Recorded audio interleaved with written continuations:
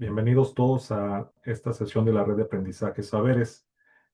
Como saben, esta sesión va a ser grabada, por lo que les notifico, les pido de manera muy atenta que cierren sus micrófonos para no interrumpir la sesión. Este, Vamos a dar lectura a nuestra agenda del día de hoy. Bueno, esta sesión va a ser sobre el tema manejo del agua para adaptación al cambio climático a nivel parcela. Va a estar a cargo del doctor Waldo Ojeda Bustamante y el objetivo de la sesión es que productores y técnicos y organizaciones que participan en el proyecto Saberes conozcan las alternativas que ofrece el Instituto Mexicano de Tecnología del Agua, el IMTA, para incrementar la eficiencia del uso del agua a nivel parcela y con ello ir creando las condiciones para adaptarse al cambio climático. Y sin más, le doy lectura a nuestra agenda. Es la bienvenida y presentación de ponentes está a mi cargo. La exposición del tema manejo del agua a cargo del doctor Waldo Ojeda. La sesión de preguntas y respuestas me apoyará mi compañera Daniela Esteva. La despedida estará a mi cargo. Y como siempre, hacemos una evaluación de la sesión a cargo de la compañera Rebeca Lomelí. Entonces, le daré lectura a la semblanza del doctor Waldo. Él es doctor en Ciencias del Suelo y del Agua por la Universidad de Arizona, de Estados Unidos, maestro en Ciencias en Computación Aplicada por el Colegio de Postgraduados e ingeniero agrónomo especialista en irrigación por la Universidad Autónoma de Chapingo. Sus líneas de trabajo son tecnificación y gestión de zonas de riego y drenaje, agrohidrología, variabilidad y cambio climático. Actualmente es subcoordinador de agua y alimentos del Colegio Mexicano de Ingenieros en Irrigación AC. Fue director general del Colegio Superior Agropecuario del Estado de Guerrero, subdirector general de investigación en la Universidad Autónoma de Chapingo y profesor invitado en el Colegio de Postgraduados, así como gerente de unidades de riego en la Conagua y subdelegado agropecuario en Azader, Morelos.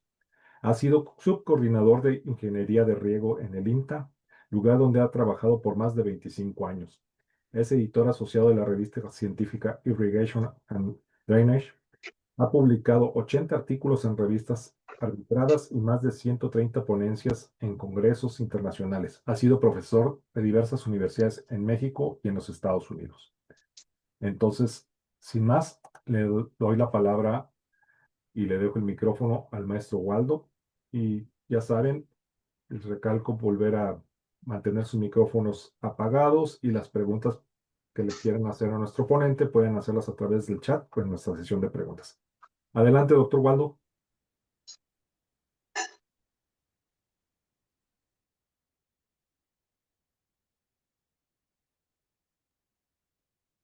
Sí, doctor, ¿nos escucha?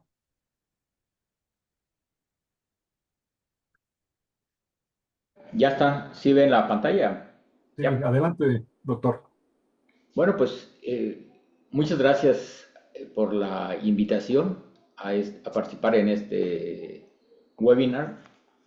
Bueno, la primera vez que me contacta directamente, agradezco a todas las personas que hicieron posible y sobre todo para llegar a otro tipo de audiencia más allá de la parte académica o científica, ¿no? Bueno, he trabajado buen rato en la parte de manejo del agua a nivel parcela y sobre todo de un enfoque de adaptación al cambio climático. Pues vamos a ver un poco de antecedentes, conceptos, sobre todo para tener un marco de referencia común, que es cambio climático, y finalmente me voy a centrar más en lo que es adaptación y mitigación del cambio climático y sobre todo que me pidieron trabajar más en manejo del agua a nivel parcela y un poco una conclusión final. Bueno, aquí me pido más o menos, estamos hablando cerca de una hora, espero no cansarlos. Bueno, aquí es interesante, pues siempre la variabilidad climática, tenemos dos términos, variabilidad y cambio climático, y a veces los confundimos. La variabilidad climática siempre ha habido y va a haber por diferentes causas de rotación de la Tierra, la traslación, la inclinación y muchas de las cuestiones que hay intensidad, sobre todo en la parte de energía solar. Entonces, finalmente, todos los a través del tiempo del día, de la mañana, del mes, pues va cambiando. Entonces siempre tendríamos ahí, pues uno lo que esperaría una media, siempre hablamos de una media, ¿no? Pero pues hay una oscilación en torno a la media. Y esa oscilación finalmente, qué tanto nos alejamos de la media, pues vemos aquí valores siempre cercanos a la media, pues donde tenemos más probabilidad, también más alejados, pues tenemos valores extremos, ¿no?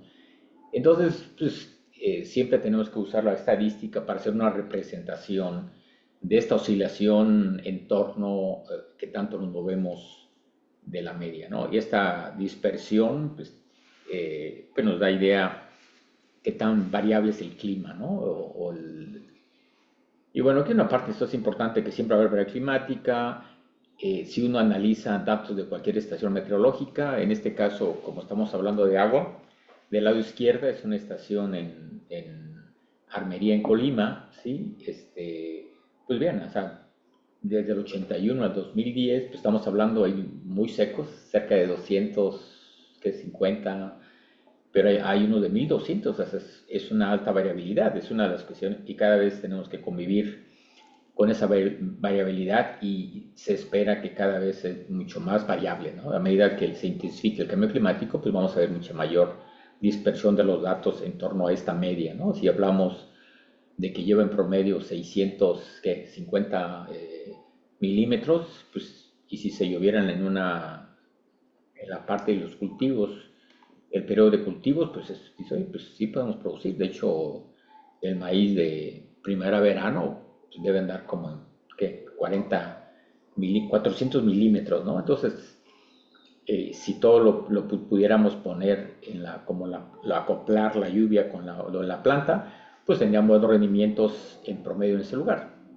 Sin embargo, hay otros años donde pues, no llueve ni siquiera lo que el maíz demanda, ¿no? De agua, ¿no?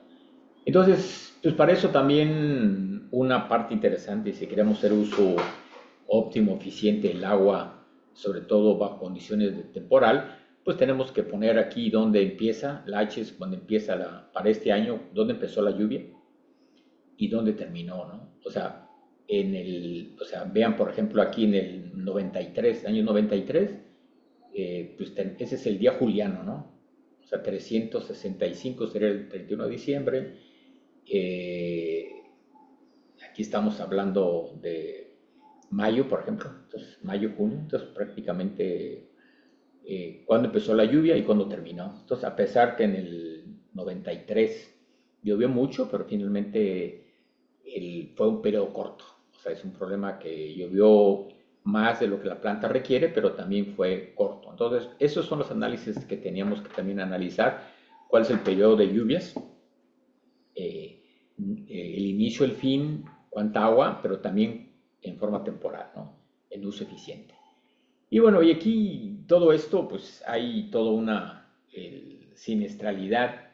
De hecho, una gráfica que hicimos hace tiempo de cómo se ha dado esa siniestralidad en los últimos, no creo que fueron como 20 años, con datos del CIAP. Y siempre vemos, por ejemplo, que temporal se fija en el menos del 5%, el 10%, el 30%. En la parte amarillo solamente con respecto a la parte de siniestralidad en primavera, en otoño, cultivos de otoño, invierno, primavera, verano, pues anda en promedio debe andar entre 15%. O sea, cada año el 15% se siniestra bajo condiciones temporal.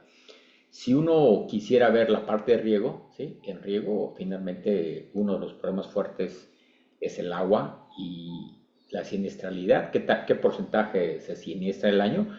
La mayor parte es asociada a temporada de lluvia, temporada de lluvias. Y finalmente, el momento que tenemos el riego seguro, el agua seguro, pues finalmente estamos hablando menos del 5%. Sin embargo, hay años como el 2011 que afectó una helada, esta es una helada que afectó, y que se fijan, llegó hasta 15%, ¿no? En la superficie sembrada de riego en todo el país. Es una helada de entre 4 y 5 de febrero del 2011.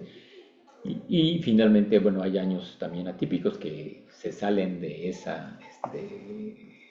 lo esperado, ¿no? Y bueno, en toda esta belicosidad del clima, pues el hombre ha hecho siempre la infraestructura, llámese riego, bordos, cosecha de lluvia, captura de lluvia, sobre todo para poder adaptarse a esa variabilidad climática, ¿no? Y sobre todo alargar el periodo libre de heladas o las condiciones que propicien el desarrollo de los cultivos. Y bueno, aquí sería un poco lo de cambio climático. O sea, por 10.000 años, desde la última glaciación, pues la temperatura, si tomamos en cuenta eh, en este periodo cuál sería la temperatura, pues ha oscilado en la superficie terrestre más o menos 1 grado, ¿sí? Después de la última glaciación hace más de 20.000 años.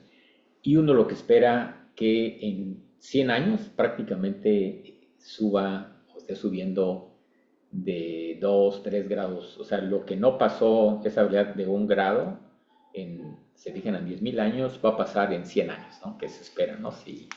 Entonces, el por qué toda esta parte, ¿no? De esta preocupación, porque lo que se habla aquí, los cambios van a ser tan bruscos que finalmente esa adaptación o ajuste de los sistemas de producción local en forma autónoma por parte de los productores puede ser no tan rápida de acuerdo a los cambios que uno esperaría, ¿no? Bueno, y aquí, bueno, también es la parte interesante, ¿no?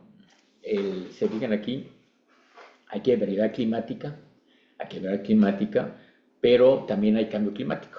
O sea, la media, si tomamos cada 30 años, cada 30 lo esperaría que esa media de cualquier variable, acuérdense que los elementos del clima es temperatura, humedad relativa, velocidad del viento, radiación solar, cualquier elemento del clima que cambie en forma consistente, de acuerdo a los análisis estadísticos paramétricos tradicionales, pues si va cambiando la media, pues va cambiando mis parámetros y ya aquí hay dispersión, pero ya la media se va a ir moviendo, ¿no? Esa media, ¿no? Se va a ir moviendo, ¿no?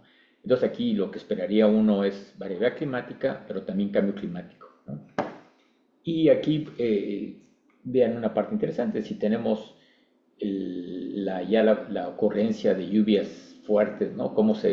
Realmente la lluvia, pues lluvias pequeñas tienen mayor probabilidad y a medida que lluvias fuertes cada vez tenemos intensas, ¿no?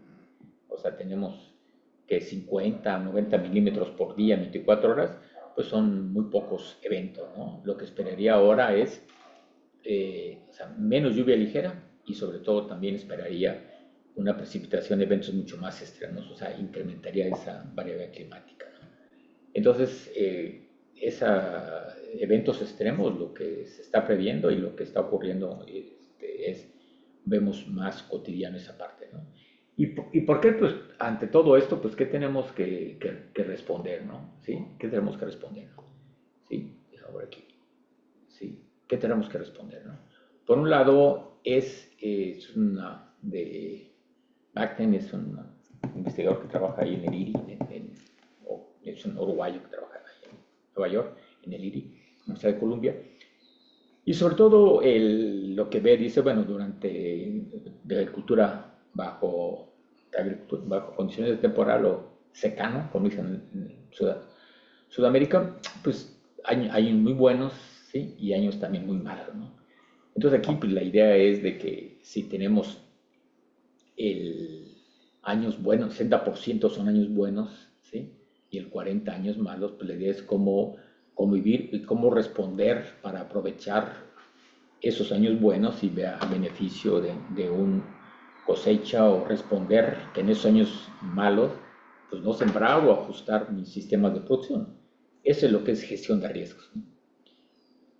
¿Qué espera las proyecciones ahí en el INTE hay una actualización en 2015 o 2016, pero finalmente hay ya información de proyecciones, no pronósticos, proyecciones, dependiendo cómo se comportaría la producción de emisiones o la sociedad.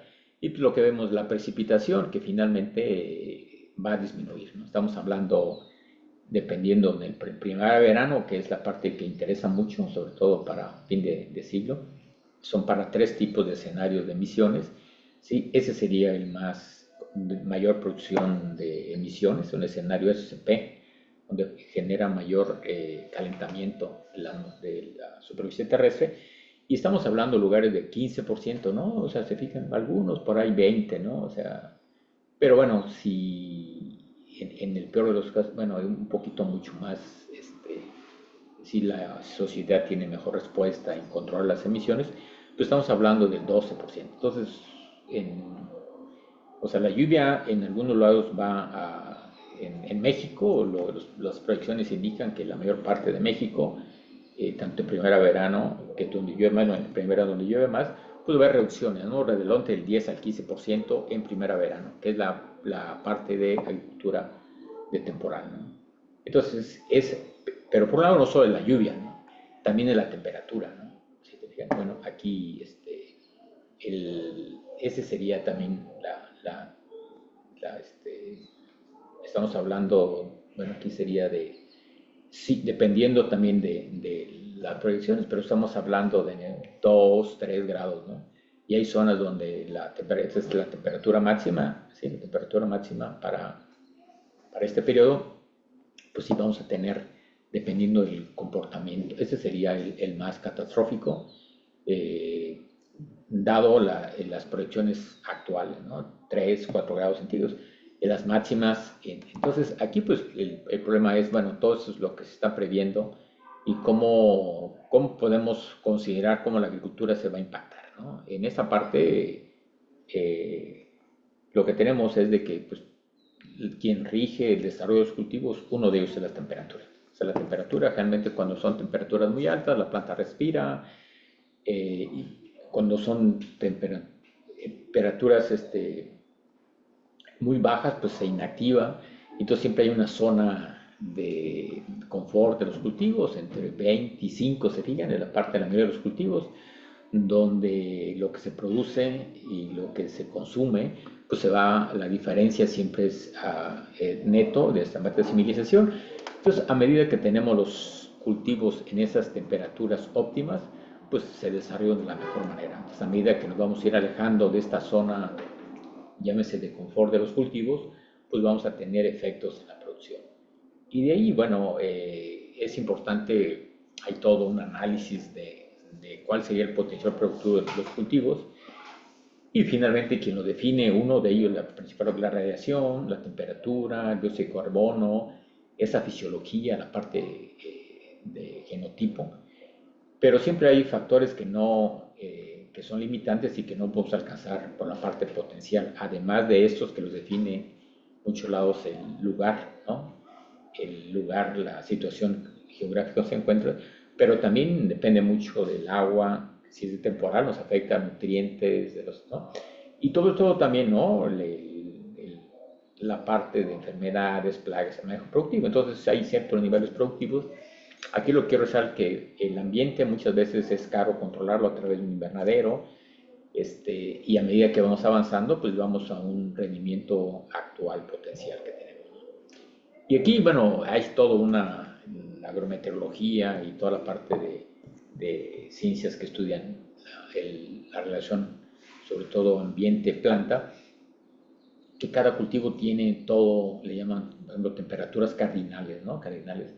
Hay una óptima nocturna, una diurna, una humedad también, ¿no? El dióxido de carbono. Entonces tiene muy definido para cada cultivo cuál sería su zona de desarrollo óptimo, ¿no? Entonces a medida que nos estamos alejando de ese óptimo, ¿no? De germinación, de desarrollo diurno-nocturno, por ejemplo aquí, pues va a impactar en el rendimiento. Y se han hecho estudios, por ejemplo, aquí en México, uno de los cultivos que son muy sensibles a ese incremento es el frijol, por ejemplo. Y por ejemplo, en la zona de Zacatecas es una zona muy frijolera, ¿no? De producción de frijol. Y finalmente el cambio es por ejemplo, el mover, ¿no? A 32 grados o a 28, pues ese es, por ejemplo, de 28 a 32, es la disminución de rendimiento, ¿no? Que uno esperaría. Esos que cambio otros cultivos, por ejemplo, como la soya, ¿no? Serían pues, prácticamente lo mismo cacahuate, ¿no? El sorgo, por ejemplo. Entonces hay todo estudios de que dependiendo del el impacto por incremento de temperatura, pues no es parejo, ¿no? Sino hay cierta diferenciación de esos impactos. Y la otra cuestión también, cuando el cambio climático, no solo vamos a subir por una parte temperatura, lluvia, finalmente está relacionado con medio ambiental, sino también la parte de eso de dióxido de carbono, ¿sí? Dice, bueno, finalmente se ha hablado mucho de que el dióxido de carbono pues, va a subir y finalmente también hay el dióxido de carbono, la que sintetiza a través de la fotosíntesis, y hay estudios, bueno, finalmente, por ejemplo, con dos contenidos de concentraciones de dióxido de carbono, y finalmente hay sí hay un incremento siempre y cuando las temperaturas estén en el rango óptimo de los cultivos, ¿no? Pero a medida que la temperatura va subiendo, esa ventaja de mayor concentración de dióxido de carbono, pues ya no es tan diferente, ¿no? Bajo diferentes concentraciones.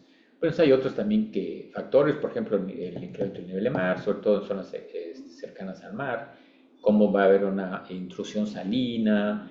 Bueno, son otros factores uno que esperaría, ¿no? Que finalmente impactarían también en la agricultura y sobre todo el patrón de escurrimiento, ¿no? Finalmente las lluvias son las que aportan agua a las presas, recargan los acuíferos, a los arroyos. Entonces, esos cambios también bruscos en mayores intensidades producen pues también mayores picos en los escurrimientos.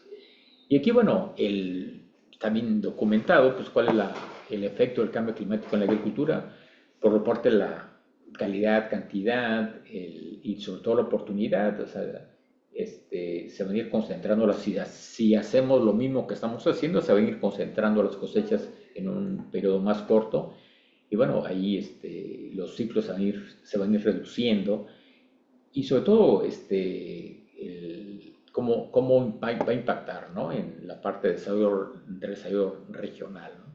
Entonces hay efectos que finalmente no quiero ver detalle del cambio climático en las prácticas agrícolas, en el patrón de cultivos, en la producción, ¿no? Y bueno, y aquí muchos tienen que ver también con el seguro agrícola, ¿no? Y bueno, una parte también que todo el mundo siempre que tratamos de resaltar es lo malo, pero pues también hay también impactos positivos, ¿no? O sea, el que tengamos una aceleración de los cultivos, porque tenemos mayor temperaturas, pues había también varios ciclos, ¿no? Podemos encontrar un segundo cultivo, más cosechas, las heladas, entonces, tienes también sus ventajas, o algo positivo, ¿no? Que tenemos de sacar provecho de esta zona y hay va a haber una distribución de cultivos de zonas agrícolas, ¿no? Y vean, una parte también de la tecnología, ¿no? O sea, bueno, me acuerdo haber visto, por ejemplo, en 1910 estadísticas de aquí de producción agrícola de México, 20 por ahí, que prácticamente estamos hablando de una tonelada por hectárea, no media tonelada por hectárea en temporal, una en riego, ¿no? Pero a medida que va cambiando también hubo mejora genética, pues han ido incrementándose, ¿no? Estamos hablando aquí, esta gráfica por ahí el doctor Turren en 1910, y estamos hablando de 2006, ¿no? O sea, cómo sería en Estados Unidos, cómo fueron incrementando la producción, sobre todo por mejora genética de maíz, ¿no? Esto pues fue toda una ganancia, sobre todo, y bueno, el problema es qué va a pasar, ¿no? O sea, porque también hay esta variabilidad climática asociado a una anticipación del cambio climático, cómo va a impactar. Y aquí, bueno, una parte, bueno, nosotros trabajamos en las zonas de riego y también está en zona temporal. Si uno quisiera ver ahí el ciclo hidrológico, ¿no? En una zona de riego o una zona de temporal, si también pueden simplificar un poco más, pues hay toda una serie podemos tomar una fotografía de un microciclo hidrológico, desde que llega a la fuente, una presa, cómo se mueve hacia la zona de riego, cómo están los retornos de riego y sobre todo cómo hay esa interfase salina y no salina cerca del mar, y a medida que pudiera subir el mar o pudiéramos explotar los acuíferos que están así, que ya se están, en muchos de los acuíferos tienen un problema crítico, ¿sí? Y sobre todo con un mal drenaje, una sobreexplotación, lo que va a pasar es todo un efecto negativo de degradación del suelo y del agua de las zonas de riego, ¿no? Entonces, bajo esto, pues finalmente pues, tenía uno que adaptarse, ¿no? Y esa adaptación, eh, pues la idea es reducir esa vulnerabilidad por impactos asociados a la identificación del cambio climático. Y aquí, bueno, un poquito, ¿no? Tenemos que hacer esos ajustes, ¿no? Adaptarse significa hacer nuestros ajustes para tolerar, para convivir, ¿no? O sea, hay dos cuestiones, ¿no? O sea, finalmente considerar que es inevitable y que finalmente qué tenemos que hacer para poder convivir y poder producir en todo el año, que los impactos no sean tan fuertes y poco a poco en diferentes vertientes es esa parte de adaptación.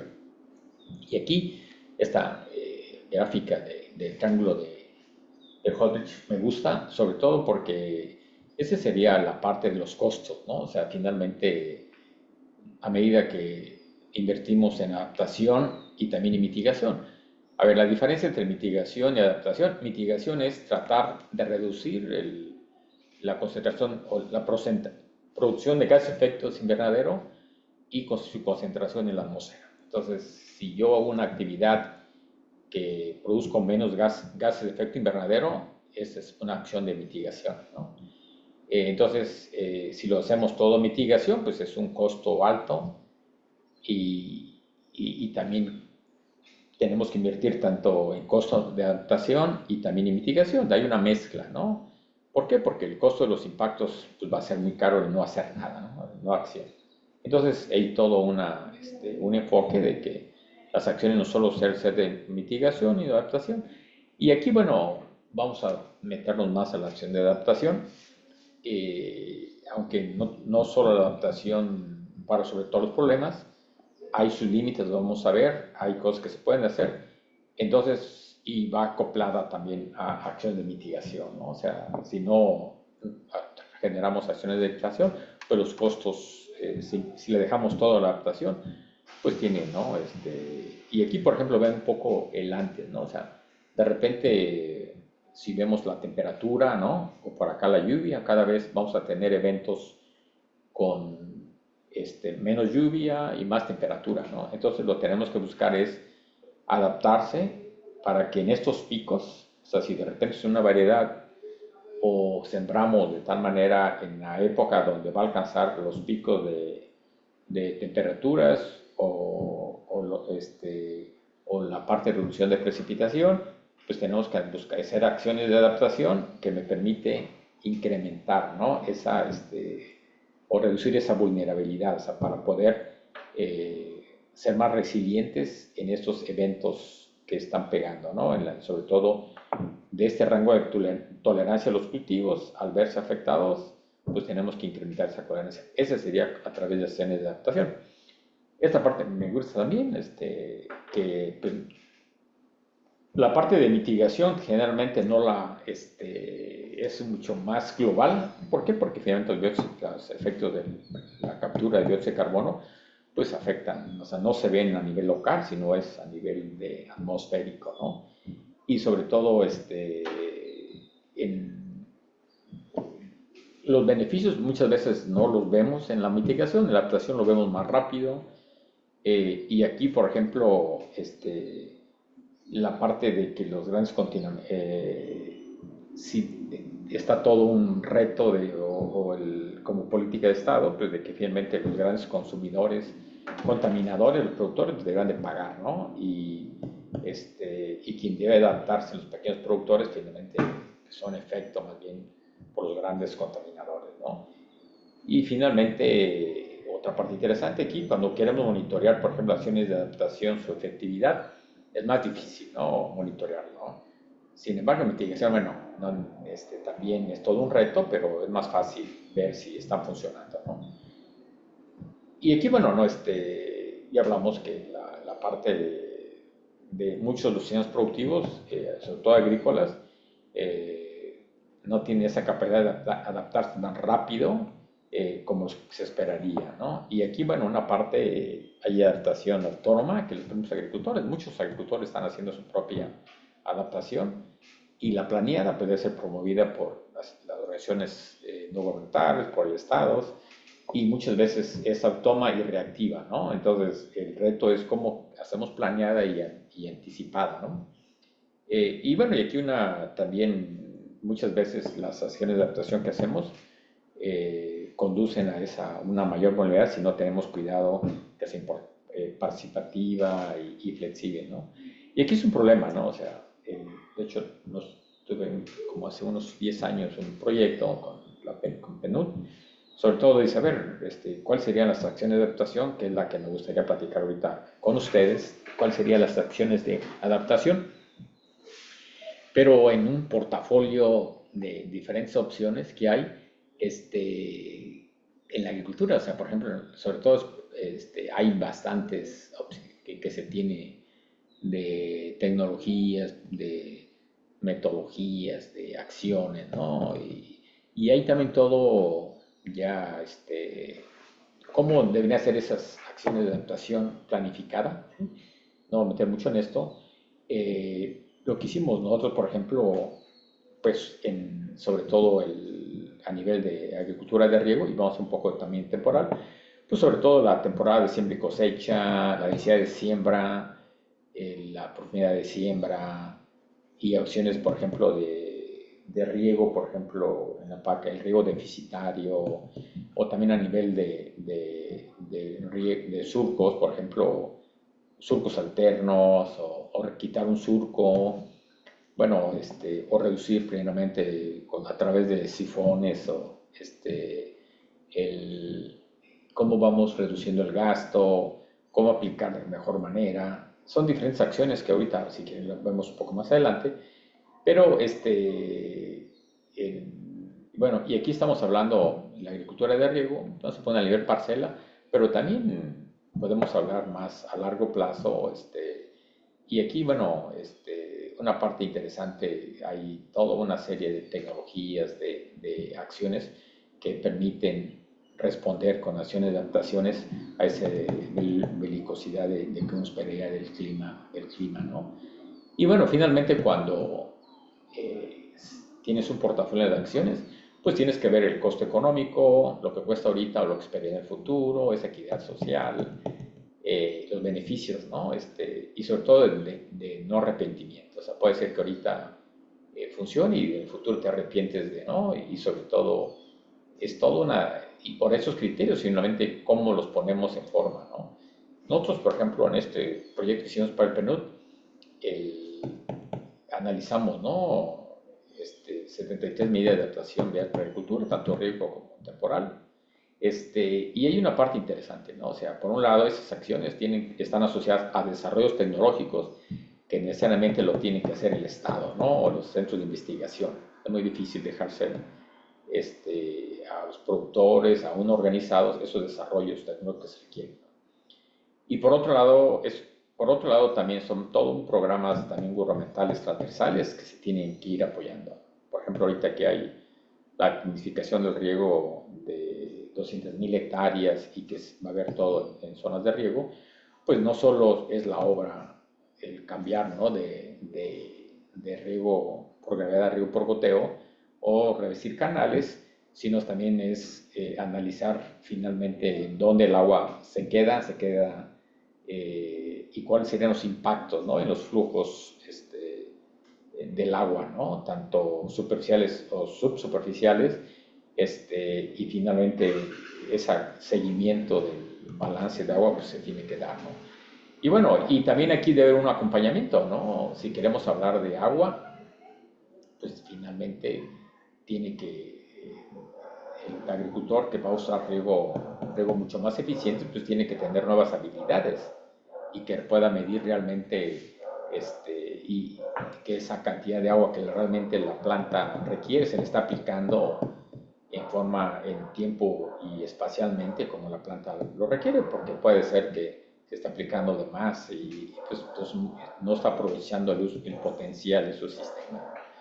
Entonces, fíjense, y por otro lado, también se requiere el programas gubernamentales o de apoyo de tal manera que genere esas, desarrolle esas habilidades o capacidades a nivel productor y a nivel también de los que operan en las zonas de riego, ¿no?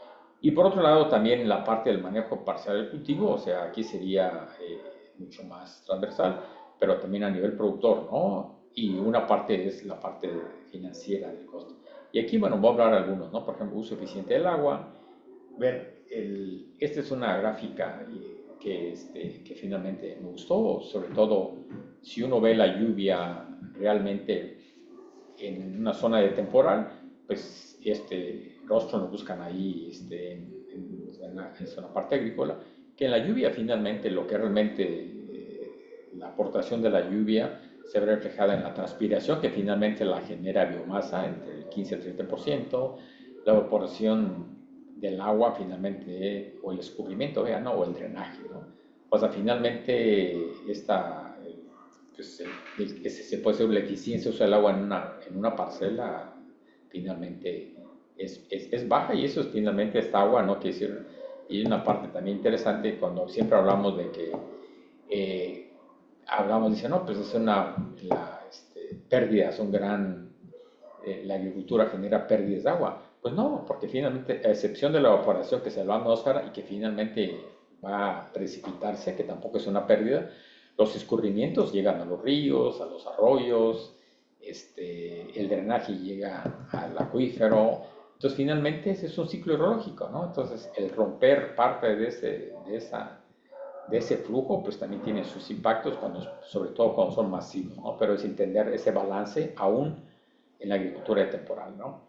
Y aquí, bueno, del punto de vista uso óptimo, si toda el agua que uno pone en la parcela, este sería, por ejemplo, recuerdo que este debe ser trigo, ¿no? Así, trigo, en trigo, eh, no recuerdo por aquí, no está el autor, una disculpa ahí, pero lo que hizo él, cada punto es un año agrícola en diferentes partes, ¿no? En China, en Australia, en Mediterráneo, en Estados Unidos, y empezó a trabajar, y sobre todo en lugares que tienen muy buena lluvia, ¿no? Lluvia, y entonces se da cuenta, por ejemplo, cada punto que tienen aquí y cuál fue su rendimiento. Y ahí, bueno, finalmente lo que hizo, que sacó curva, ¿no? O sea, como esa es la curva máxima óptima, que prácticamente todo el agua que llega en la zona de raíces se extrae por la planta y estamos produciendo, se fijan aquí, ¿no? O sea, en este punto, o sea, el, sería como la zona óptima, ¿no? En ese punto, ¿no? O sea, que prácticamente toda la lluvia de temporal estamos produciendo. Pero hay lugares que, por ejemplo, aquí llueve 500, ¿no? Pero fíjate, el rendimiento es de 2 hectáreas, 2 toneladas por hectárea. Entonces, de esa manera, pues también tenemos que generar en dónde estamos, ¿no? O sea, dónde estamos, ¿no? O por qué se está debiendo esto. Es por una mala distribución de la lluvia, o la variedad, la siembra. Entonces, la idea es analizar dónde estamos, ¿sí? Desde el punto de vista de agua. Y así, ¿no? Han sacado, por ejemplo, por ejemplo, bueno, esta parte, por ejemplo, de este sería trigo. Entonces, aquí dice, bueno, pues para producir a menos un grano necesitas a menos 100 milímetros, ¿no? Sí, ¿no? Durante todo. Y aquí, por ejemplo, alfalfa, bueno, finalmente quieres que germine, pues no hay problema, pero a medida que va germinando puedes, pero aquí sería el rendimiento que uno esperaría y con la cantidad de agua, son las eficiencias de uso del agua. Y aquí, bueno, hay toda una también serie de estrategias, ¿no? O sea, que uno puede evadir el periodo seco, o sea, ¿no? Esa cambio de fecha de siembra, variedades, la tolerancia al estrés hídrico, este, y también bueno, en el riego, pues la parte de racionar el agua, aplicar el cultivo en épocas menos sensibles y en las más sensibles pues debes de cumplir, de tal manera que moderar ese estrés hídricos. Bueno, en riego por gravedad, en surcos, por ejemplo, lo que se hace es, pues cancelamos un surco y generalmente regamos surcos alternos. El surco que regué en un riego, a la siguiente lo cambio y lo pongo seco. Y aquí, bueno, hay toda una tecnología para analizar bajo qué suelos. No todos los suelos pueden, si estamos suelos arenosos, pues prácticamente va aquí a afectar el rendimiento. Para bajo suelos francoarcillosos, arcillosos, sí tiene esa vigencia. O la otra es poner unos, casi como tipo camas meloneras, surcos relativamente de poco profundo, de tal manera que prácticamente se inunde, ¿no? Y realmente pueda uno moverse, ¿no? La otra que se ha aplicado también hay varios estudios que hemos hecho ahí en Sinaloa con el INIFAP, ahí del campo espinal Valle del Fuerte, pues finalmente podemos tener dos sifones y a medida que llegue a tres, para los francos y ya me llegue como a tres cuartas partes del surco, pues quitamos un surco, porque lo importante, digo un sifón, lo importante es que llegue el agua lo más rápido posible al final. Una vez que está por llegar lo quitamos y aplicamos el riego. Entonces hay varias acciones de conservación del agua. Bueno, una parte también interesante que han trabajado mucho también es la fenología, ¿no? O sea, si uno tiene, usando el concepto de 10 grados de crecimiento o grados de desarrollo, uno para cada tipo de semilla, ciclo corto, mediano, largo, uno puede estimar cuándo debería ser la cosecha, ¿no?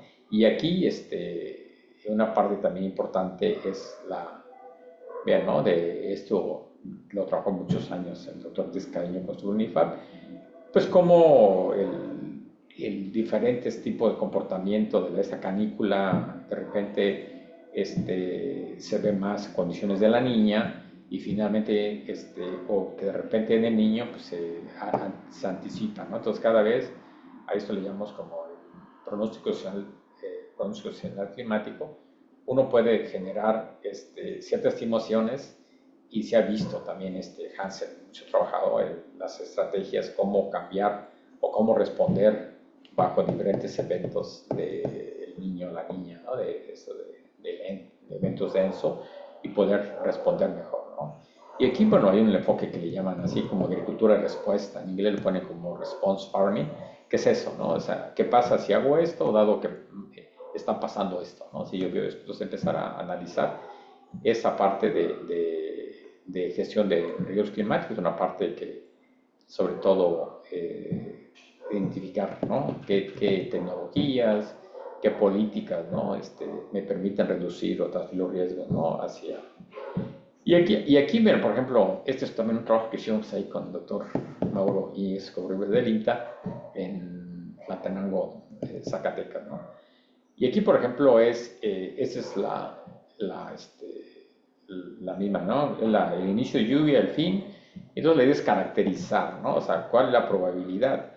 Vean, por ejemplo, si el maíz requiere, no sé, bajo condiciones de lluvia, no sé, 500, ¿no? milímetros o 400 milímetros, debe ser como 400 en PB. Y aquí, por ejemplo, se analiza el punto de vista probabilístico, con 50% de probabilidad, del 6 es el periodo de lluvia, o sea, lo que cae con el 50% de probabilidad es el 600 milímetros, 607 milímetros, duran en 122 días este periodo de lluvias. El periodo de lluvias para este caso empezó el 6 de junio y termina el 5 de octubre, entonces dura 120 días. Claro, aquí sería la última lluvia, sería el 5 de octubre, entonces esa lluvia que cayó ahí, pues me debe de haber almacenamiento y para que mi maíz puede ser unos 20, estamos hablando de 150, 140, 50 días la duración del maíz, que ya es muy bueno. Entonces uno puede andar jugando para el tipo de semilla, ¿no? Pero bueno, si yo quisiera que me lloviera más, entonces, o sea, que 700 la probabilidad ya es muy baja, ¿no? O sea, arriba de 700 la probabilidad es muy baja, ¿sí? Ahora, si yo tengo un cultivo, que realmente, por ejemplo, ¿no? De frijol, ¿no? O sea, prácticamente que requiere 300, ¿no?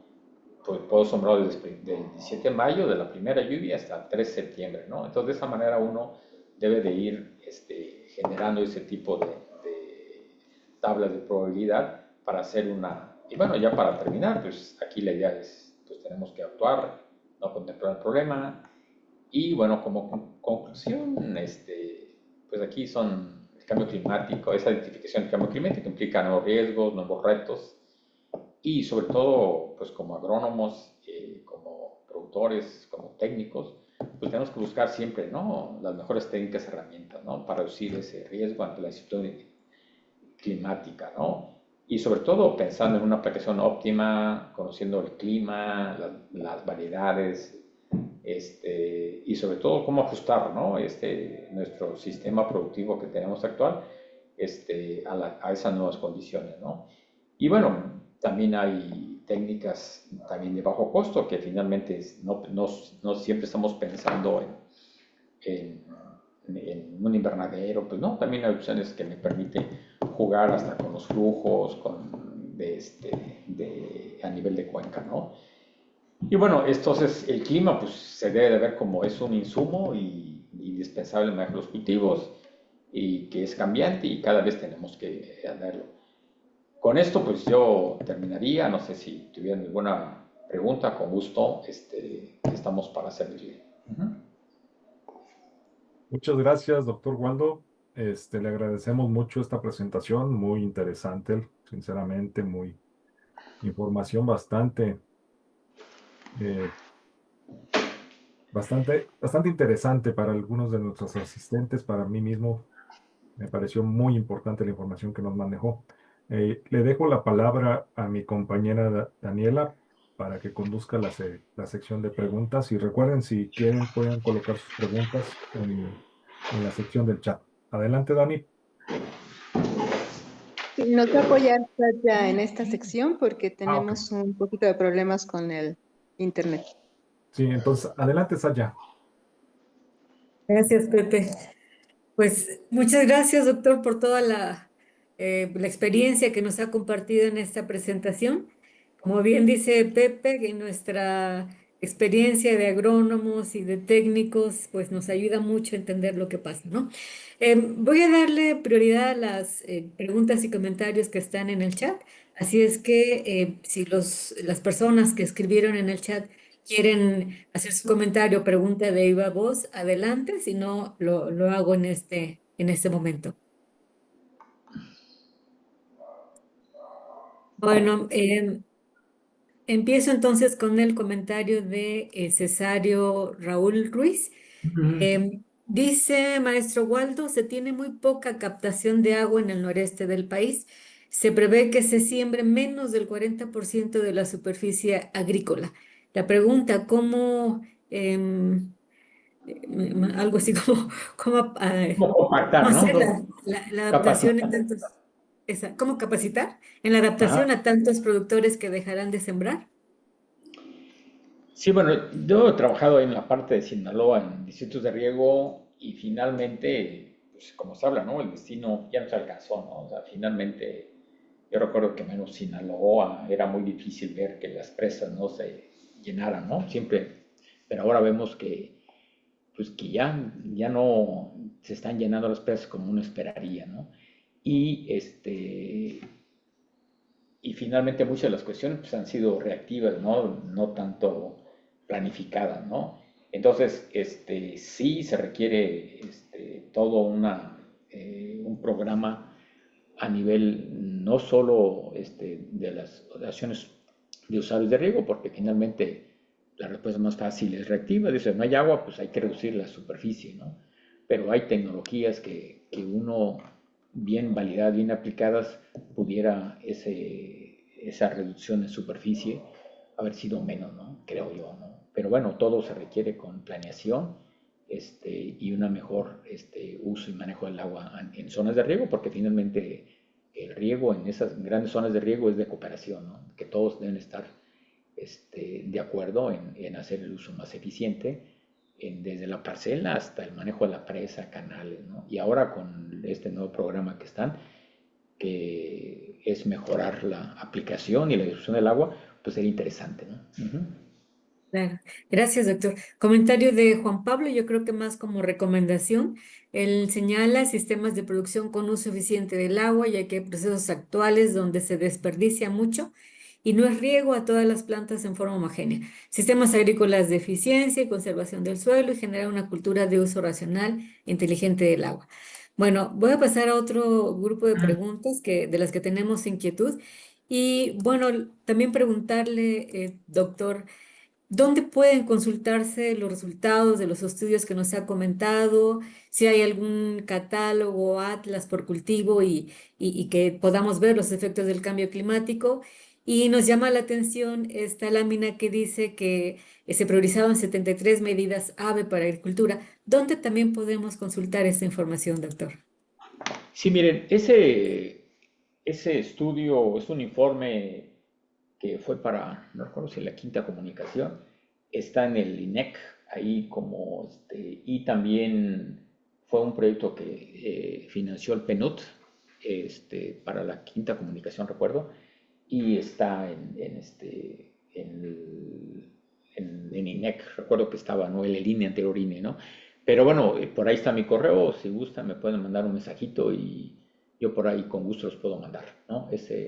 Y bueno, y la otra también, pues ahorita ya mucha de la información es pública, pueden googlear mucha de esa información de los estudios, por ejemplo, de vulnerabilidad que el INTA ha realizado muchos estudios, muchos trabajos, y de hecho muchos están en ese ResearcherGate, es una red que tiene disponibilidad, un portal que tiene disponibilidad de información, que es acceso libre.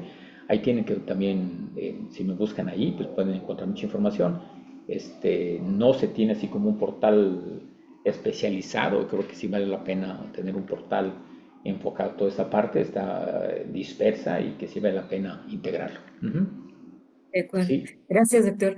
Paola Trillo tiene la mano levantada. ¿Quieres comentar algo, Paola? Hola, ¿qué Adelante. tal? Buen día. ¿Me escuchan? Sí, ¿verdad? sí. Ok. Ah, bueno, primero que nada agradecer vaya, las experiencias y conocimientos que nos compartió. Mi pregunta va, respecto a algunos puntos positivos que usted comentaba sobre el cambio climático, ¿no? Entiendo que en muchas ocasiones nos fijamos o nos centramos en los efectos negativos. Principalmente me resaltó la parte de pues que comentaba que a veces los efectos del cambio climático son positivos para otro tipo de cultivos y por ello pues como priorizar estos, ¿no? Mi duda es cómo lograr esta transición de cambios de cultivos que tengan justo mejor resistencia a los efectos del cambio climático, sin dejar de pensar en dos cosas que yo sí me cuestioné en este momento. La primera es que en muchos lugares, por lo menos aquí en México, los cultivos están asociados con el uso de costumbres y tradiciones pues de los pueblos, vaya, o sea, representan algo más que un cultivo. Entonces, de su experiencia, usted se ha tenido que ver enfrentado en este tipo de conflictos que haya tenido con a lo mejor personas que, pues dado el arraigo que tienen con el tipo de cultivo, se nieguen un poquito a hacer esta transición, ¿no? O sea, sí ha habido como algún proceso de sensibilización. Y la segunda es que justo pues el cambio o el favorecimiento de estos cultivos que sean más positivos frente a los efectos del cambio climático no vayan a desencadenar que eventualmente se extingan pues cultivos que sí se ven impactados por el cambio climático. Entonces, pues más o menos esas son como mis dos reflexiones y Sí, desde su experiencia sí se ha enfrentado con esto. Gracias. sí, mire, nosotros finalmente antes, pues lo más fácil de decir, ¿no? Pues es más siempre cuando había una adaptación, reconversión de cultivos, ¿no? Pero el cambiar los cultivos no es fácil, ¿no? O sea, yo recuerdo ahí que de repente, oye, pues hay que sembrar cultivos más cortos, ¿no? Pues finalmente muchos cultivos, sorgo, ¿no? O sea, que también, ¿no? Algunos que son, y requieren una industria, ¿no? Entonces el cambiarlo no es solamente del lado del productor, ¿no? Se requiere todo un análisis, una promoción, ¿no? Y también, ¿no? O sea, en la parte de adaptación, por ejemplo, ¿no? Recuerdo, por ejemplo, cuando empezamos a trabajar ahí en Mochis, hicimos todo un análisis. Por ejemplo, el maíz en riego en Sinaloa lo empiezan a sembrar desde septiembre hasta febrero, marzo, ¿no? Y cuando empezamos a analizar todo, y si vemos, por ejemplo, las siembras de septiembre, como hay mucho temperaturas, va a estar más caliente, se va a acelerar, ¿no? Entonces, los extremos de ese periodo de siembra, pues es cuando mayor impacto va a tener rendimientos. Entonces, lo que se vio, dice, bueno, si quieren sembrar la misma semilla, el mismo modelo, pues la idea es que se tenía que mover, compactar el periodo de siembras para que no afecte en forma negativa el rendimiento, ¿no? La otra, por ejemplo, que también, bueno, el otro problema es a medida que, y de hecho está pasando, por ejemplo, muchas zonas cada vez son más calientes, el mismo, por ejemplo, el trigo que requiere temperaturas frías, y cuando de repente son los inviernos más calientes, pues se reduce, ¿no? Entonces ahí la idea es, se tiene que, esa reducción por temperaturas, ¿sí? Más calientes, por temperaturas más calientes, pues también se tiene que analizar, revisar, y en todo caso, si por ejemplo, yo recuerdo de Sinaloa, por ejemplo, el maíz riego por otoño-invierno era de 180 días de siembra-cosecha, y ahora en forma autónoma están subiendo ya hasta 200 días, ¿no? Se ha subido hasta la misma, la densidad, ¿no? de plantación, ¿no? Recuerdo que, o sea, las mismas densidades están subiendo de plantación, y aquí en la parte lo mismo pasa en riego por temporal, ¿no? En temporal, por ejemplo, cuando uno analiza, ¿no? Son 20,000, 30,000, 40,000 plantas que se siembran por hectárea, pero eso también tiene que ver con la cantidad de lluvia, ¿no? A medida que la lluvia va subiendo, tenemos hasta 60,000, ¿no? plantas, ¿no? Entonces, esa plantación se tiene que analizar, ¿no? Por otro lado, también estoy de acuerdo, finalmente lo que menos estudiamos, a menos en la gente que nos dedicamos al agua, pues son los cultivos más tradicionales, la milpa, por ejemplo, ¿no? O sea, finalmente esa asociación de maíz, calabaza y frijol, el que esté, por ejemplo, el frijol sombreado, ¿no?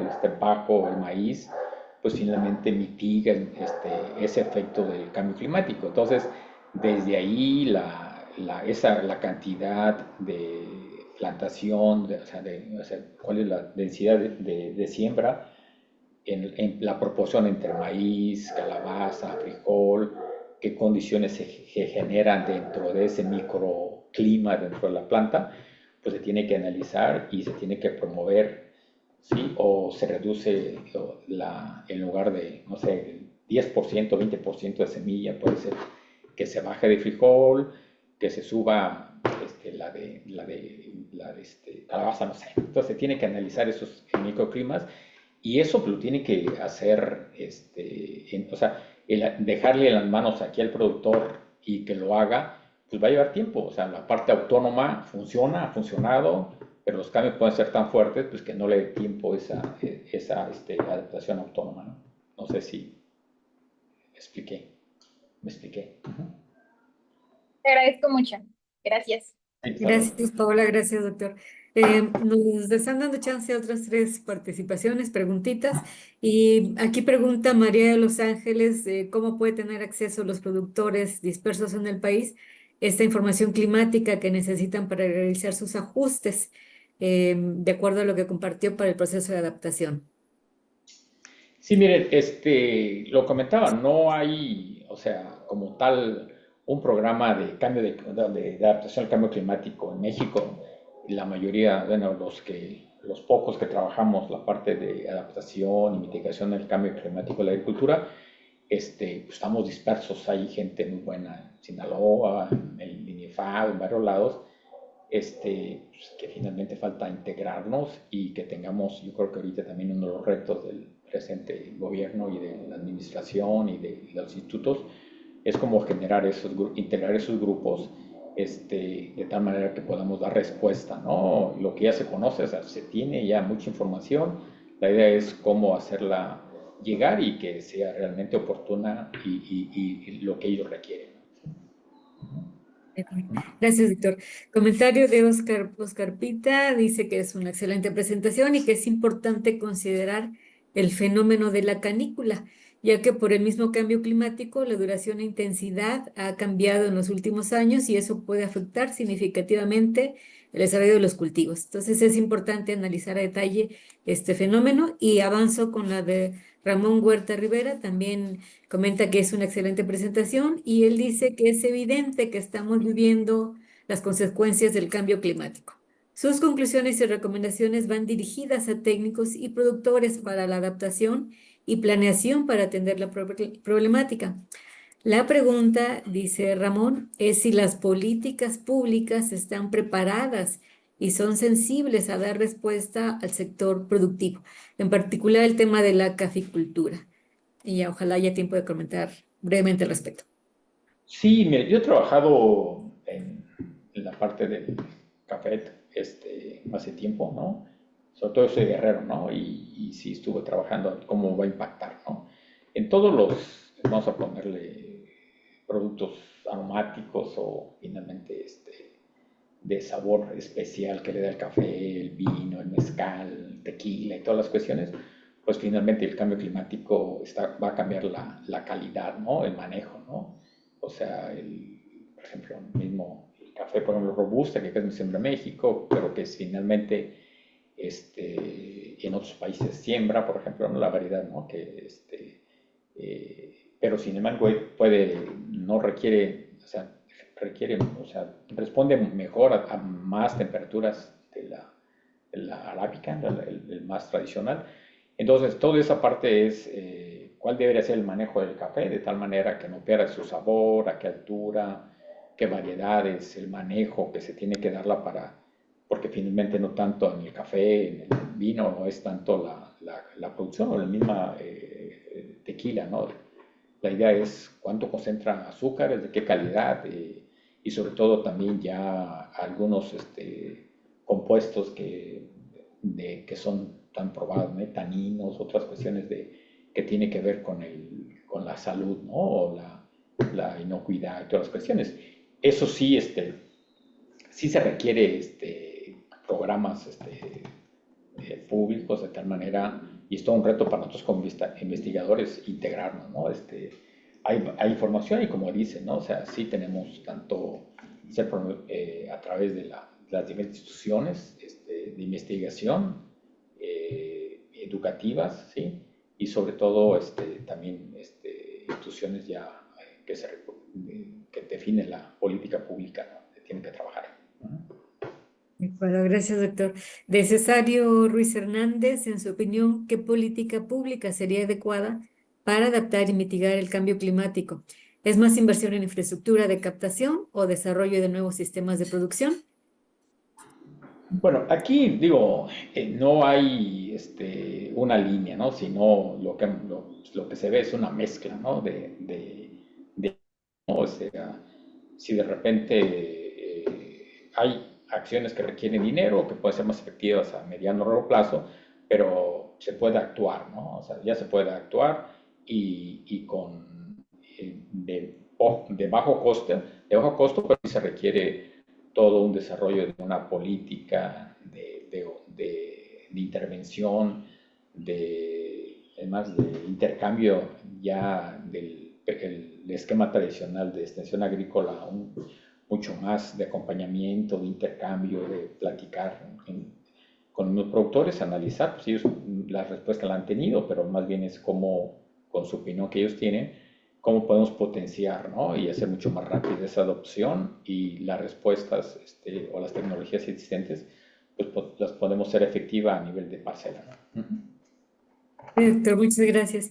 Y me parece cerramos con este comentario de Juan Pablo, que entiendo más bien es una invitación para consultar las distintas fuentes que hay ya más digitales, ¿no? En el caso del INIFAP, lo que tienen las universidades y centros de investigación, las fundaciones Produce, Conagua, Conafor, Conasa y bueno, parte también de lo que nos ha comentado usted.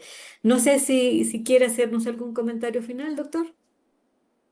Pues pues sobre todo agradecer a los asistentes, donde dice que no, creo que pocos son conocidos, pero otros es un nuevo grupo que no he estado interactuando. y sin embargo, lo que pues, hemos visto es que tenemos que convivir ya con el clima, en un clima ya más incierto, y ese clima siempre lo asociamos a temperatura, ¿no? Es temperatura, pero también lluvia, y esa lluvia implica finalmente recarga de acuíferos, implica de manantiales, de presas y todas esas cuestiones. Entonces es mucho más complejo y que, como vimos, no solo es multifactorial y multidisciplinario y multiinstitucional, donde todos debemos estar en el mismo vertiente, en el mismo esquema, ¿no? Pues y para poder, aquí como comentó aquí Juan Pablo, ¿no? Poder incidir, ¿no? Y la parte de lo que es la cultura, ¿no? Y asociada a eso, una educación, también aquí va en muchos frentes, ¿no? Donde todos tenemos que operar y no solo nosotros como investigadores, sino también los que toman decisiones, los que siembran, todo el mundo, ¿no? Debe estar. Y muchas veces pues se ha visto, ¿no? O sea, el productor de temporal a pequeña escala, pues es el más vulnerable, ¿no? Invulnerable porque pues, no tiene acceso a muchos recursos, a la información, las habilidades, ¿no? Entonces, pues es donde también tenemos que redigir las políticas públicas para adaptarnos al cambio climático. Pues gracias por todos. Gracias, doctor. Gracias, Pepe. Muchas gracias, Satya. Muchas gracias, doctor Waldo, por esta presentación, por sus respuestas. Fue una presentación bastante interesante, como le decía hace un momento. Por mi parte, por la parte del equipo Saberes y el proyecto, le agradecemos esta participación. Su presentación va a estar disponible en la página web, así también la grabación de esta sesión. Y su contacto, si no tiene inconveniente, lo podemos compartir por si tienen alguna consulta que hacerle. Entonces, les recuerdo que la siguiente sesión va a ser el 12 de septiembre, va a ser igual que esta, a las 11 a.m. Y va a ser el tema de adaptación al cambio climático y gobernanza. Va a estar a cargo de la ponente Rocío Córdoba de la Unión Internacional para la Conservación de la Naturaleza. Entonces, a todos los asistentes les agradecemos su participación y los dejamos con mi compañera Rebeca en la parte de evaluación que hacemos en cada una de nuestras sesiones. De nuevo cuenta a todos, muchas gracias y nos vemos el 12 de septiembre. Hasta luego. Sí, bueno, es un comentario. Ahí Sí, en la adelante. presentación al final vienen mis dos correos, el institucional y el Gmail. A veces el institucional se llena. Y también le acabo de poner aquí en el grupo, en el chat, mi correo institucional, pero cualquiera de los dos pueden compartirlos y pues con gusto les puedo contestar, no tan rápido, pero si me dan lo algo que pueda, que tengo de material, con gusto lo comparto. Pues buenas tardes y saludos a todos. Gracias, doctor. Hasta luego. Buenas tardes a todos.